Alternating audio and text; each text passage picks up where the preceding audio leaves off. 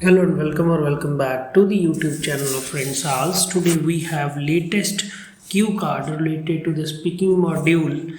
Q card है जो हमारा पार्ट 2 में पूछा जाता है और क्यू कार्ड में हमें मेन जो स्टूडेंट्स को प्रॉब्लम आती है उसके लिए मैं सजेस्ट करता हूँ कि आप इसको एक क्वेश्चन में मत लीजिए। आपके जो भी बुलेट पॉइंट्स है उनको एक सेपरेट क्वेश्चन लेते हुए इंडिविजुअली आंसर करने की कोशिश कीजिए।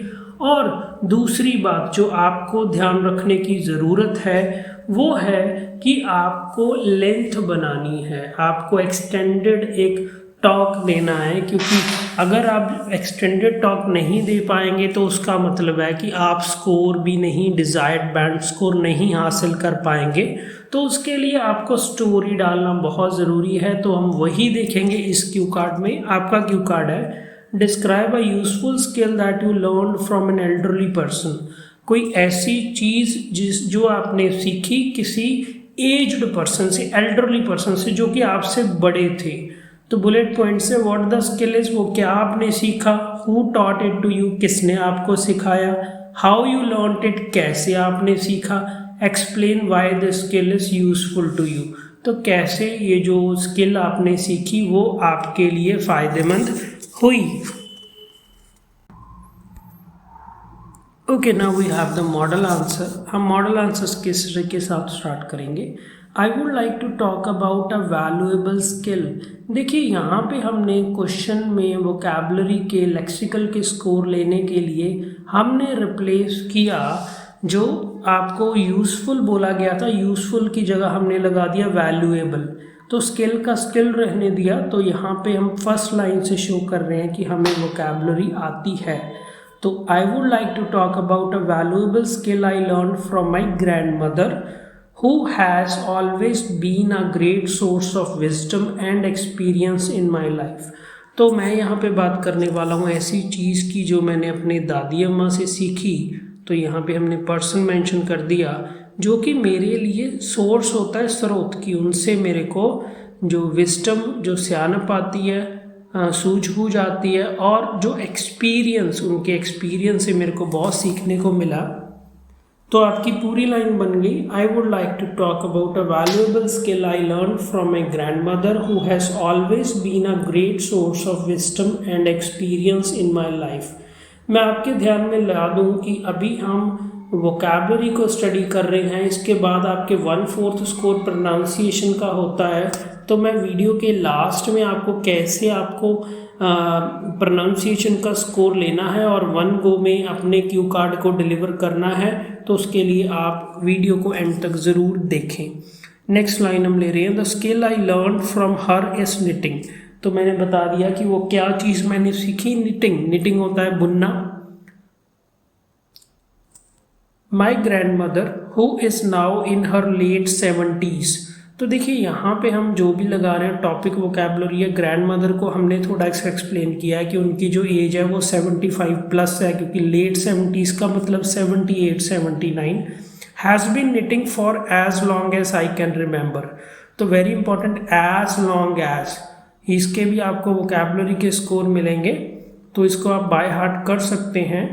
तो यहाँ पे हमने बोला कि मेरे दादी अम्मा जो कि अभी लेट 70s में हैं, जो कि बुन रहे हैं, जितने समय से मैं उन्हें जानता हूँ, जितने समय से मैंने होश संभाली है, पूरी लाइन आपकी बन गई। My grandmother who is now in her late 70s has been knitting for as long as I can remember. She used to knit scarves, sweaters and blankets for family members. Very important, इसी को हम बोलते हैं topic related vocabulary. अभी हमने skill देखा knitting, तो skill से आगे आपने क्या बनाया, क्या आपने उसका एंड रिजल्ट क्या मिला, वो आप निट कर पाए स्कार्फ्स, स्वेटर्स और blankets for family members. And I would always watch her intently as she worked. तो मैं उनको देखता रहता था जब भी वो काम करते थे। तो यहाँ पे पूरी लाइन बन गई। She used to knit scarves, sweaters and blankets for family members and I would always watch her intently as she worked। अभी हम स्टोरी, जो कि मैंने लेंथ की बात की थी, लेंथ बनाने के लिए स्टोरी यहाँ से शुरू कर रहे हैं। One day when I was around 12 years ago, तो एक दिन जब मेरी एज थी 12 years, she offer to teach me how to knit, very important offer to. तो ऑफर टू यहाँ पे प्रपोजिशनल फ्रेज है, अल्टीमेटली आपको लेक्सिकल में अच्छा स्कोर मिलेगा। तो जब मैं 12 साल का था तो उन्होंने मेरे को बोला कि मैं आपको क्या मैं सिलाई बुनाई सिखाऊं, एंड आई ईगरली एक्सेप्टेड। तो देखिए एक्सेप्टेड यहाँ पे आपका वर्ब बनेगा और ईगरली है वो आपका एडवर्ब बनेगा। तो यहाँ पे भी आप लेक्सिकल का स्कोर हासिल कर रहे हैं, इसको आप फोकस कीजिए।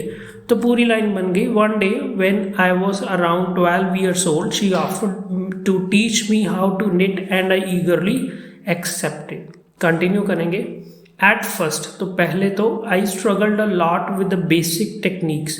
तो जो बेसिक जो स्टार्टिंग में जो चीज़ें सीखनी होती है मेरे को, उसको काफ़ी मुश्किल आई, तो उसको बोलते हैं स्ट्रगल करना। Such as casting on and maintaining and even tension. तो ये बिल्कुल टॉपिक रिलेटेड वोकैबुलरी है, निटिंग से रिलेटेड। अभी हम कंट्रास्टिंग ले लेंगे। However my grandmother was very patient with me. इसके उल्ट मेरे को समय ज़्यादा लग रहा था, मैं स्ट्रगल कर रहा था, फिर भी वो पेशेंट थे, वो थोड़ा रुक कर देख रहे थे कि मैं कर पा रहा हूँ। कॉन्स्टेंटली एनकरेजिंग मी, और वो लगातार, कॉन्स्टेंट का मतलब होता है लगातार, एनकरेज करना मतलब किसी को बोलना कि तुम कर सकते हो।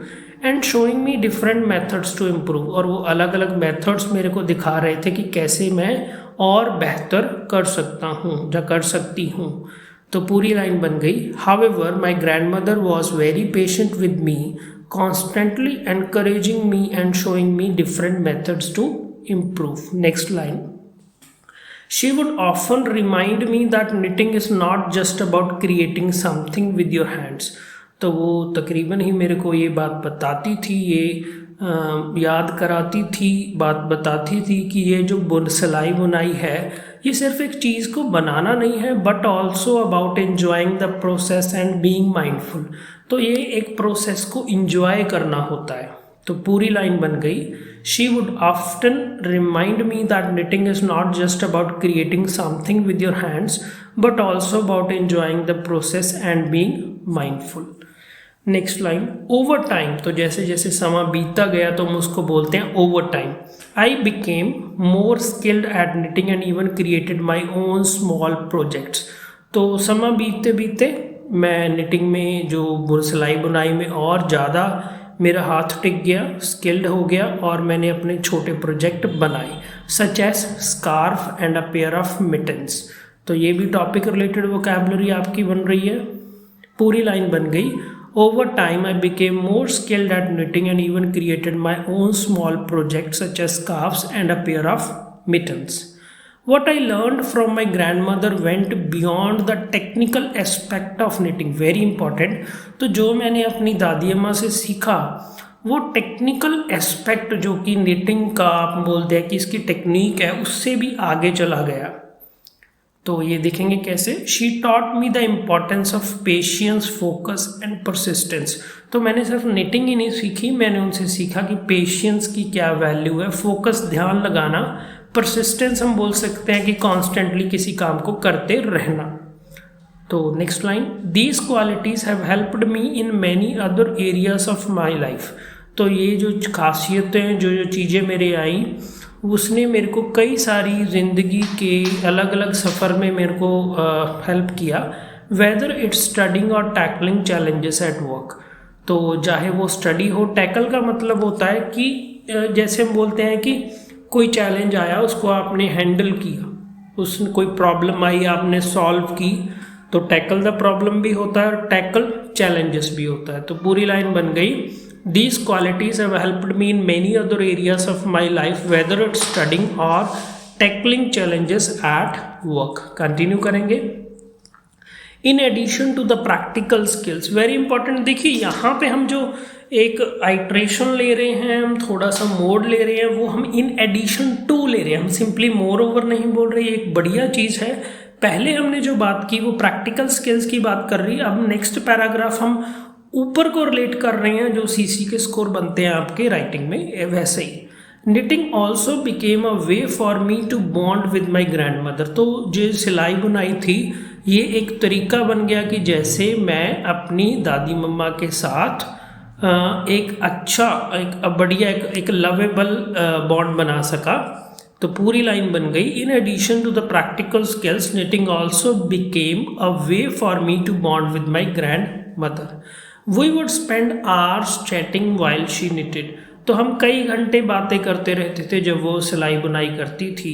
And I would listen to her stories about her youth and life experiences. और मैं उनकी स्टोरी सुनता रहता था, उनकी कहानियाँ जो कि रिलेटेड थे जब वो जवान थे और उनके जो लाइफ के एक्सपीरियंसेस थे. These conversations were just as valuable to me as the skill itself. तो ये जो बातें थी वो मेरे लिए उतनी ही वैल्यूएबल थी, उतनी ही महत्वपूर्ण थी जैसे कि जो जितनी कि मेरी निटिंग की स्किल थी, हुनर था. I am grateful for this experience. तो मैं बहुत ही खुश हूँ, धन्यवाद है. Because knitting has become a relaxing hobby for me. तो जब भी मेरे को रिलैक्स करना होता है तो मैं जो हॉबी करता हूँ, हॉबी को करना माने परस्यू करना, परस्यू अ हॉबी, तो मैं निटिंग करता हूँ. And it always reminds me of the time I spend with my grand mother. तो ये हमेशा ही मेरे को याद दिलाता है वो समय जब कि मैंने अपनी दादी मम्मा के साथ समय बिताया था. तो यहीं पे एक ब्रेक लेते हुए मैं आपको बताना चाहूँगा कि अभी जो हमने सेंटेंस बनाया है वो आपका कंपाउंड सेंटेंस है. हम सेंटेंस में वेरिएशन ला रहे हैं, हम एडवर्ब्स यूज़ कर रहे हैं, एडजेक्टिव यूज़ कर रहे हैं, और हम ऐसे ही एक बढ़िया डिज़ायर्ड बैंड स्कोर आप हासिल कर सकते हैं. अगर आप इसका 50% भी कर पाए तो बहुत ही बढ़िया आपका स्कोर आ सकता है. Moreover, the lessons I learned from her have been incredibly useful in my life. तो जो lessons जो मैंने उनसे सीखा वो मेरी लाइफ में बहुत ही ज़्यादा काम आया, especially in terms of developing patience and perseverance. तो ख़ास तौर से पेशेंस और परसेवरेंस की फील्ड में. तो यहाँ पे हम इसको एंड करेंगे. क्यू कार्ड को मैं हमेशा ही सजेस्ट करता हूँ आप यहाँ पे ईडियम यूज़ कीजिए. सपोज़ आपने ईडियमैटिक लैंग्वेज नहीं यूज़ की, स्लैंग लैंग्वेज नहीं यूज़ की, बट यहाँ पे आपके पास एक चांस है. आप अपने माइंड को ट्रेन कर लीजिए कि हमें यहाँ पे ईडियम यूज़ करना है. ऑल इन ऑल उसके बाद क्वेश्चन जैसे कि हम बनाएंगे.